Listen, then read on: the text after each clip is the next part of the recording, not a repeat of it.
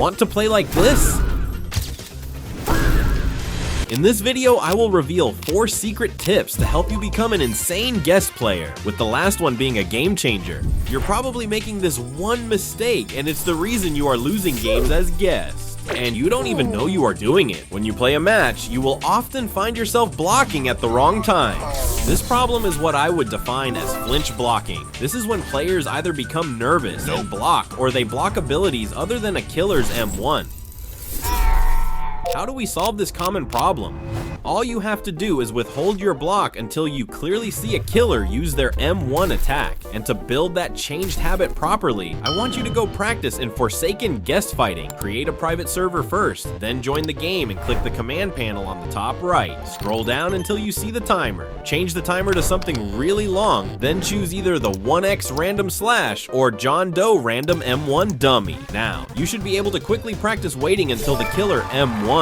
If you want a much harder challenge, try spawning in the slasher random behead or slash. In this case, you cannot block the behead or react too late to the slash. When completed, you should no longer block randomly, but if your reaction time is slow, you'll still miss parries even when you're reading the killer correctly. When you react too late, you get no parries and are hit. That's reaction time, and for most casual players, it's sitting well above where it needs to be. Here's how to solve this. The target you want to hit consistently is 200 milliseconds or under. It's not that difficult to achieve, and this goal is especially important if you are in tense situations where your reaction time may be delayed. The way to get there are reaction time trainers. Go to a reaction time website, preferably humanbenchmark.com, and play the game. Click the moment you see green without any hesitation, free clicks, or lack of focus. After you do 4 more clicks, you should get your results. Keep trying this until you get an average of 200 milliseconds or under. Of course, other real-life factors such as hydration and sleep quality are often overlooked but are essential to achieving a good reaction time.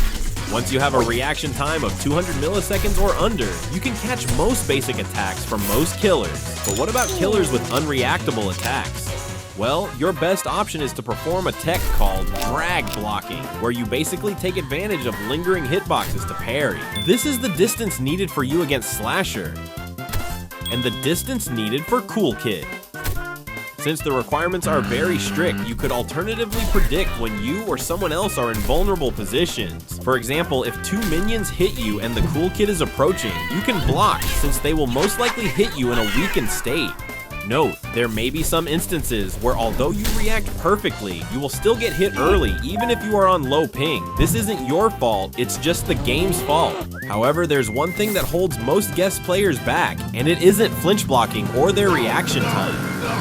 When your teammates are spread out, the killer gets to pick who they chase, and they'll generally chase supports or anybody closest to them. As a guest, you should prioritize protecting teammates when they are dangerously close to a killer, not your own survival. If you're too far, the killer can easily eliminate their target and extend the round. The most common mistake is not helping your teammates. If you see a teammate wasting distance, you may automatically think of using better pathways away from the killer to reach someone, or worse, not protect them at all. It is very important that you stick to the teammate that the killer targets, no matter what happens. The next time you see a teammate being chased, follow and stay behind them. Your job is to stay in a position where the killer can see that you're right there. Any killer who sees a guest glued to their target will think twice before committing to an attack, especially experienced players. Once you're in position, split your attention this way. Look at the killer's arms and body while using the corner of your eye to keep track of your teammate. You don't have to look directly at your teammate to coordinate with them. Unfortunately for you, when you do protect your teammate as intended, some killers will use this tactic to throw you off your tracks, and you must know how to counter it.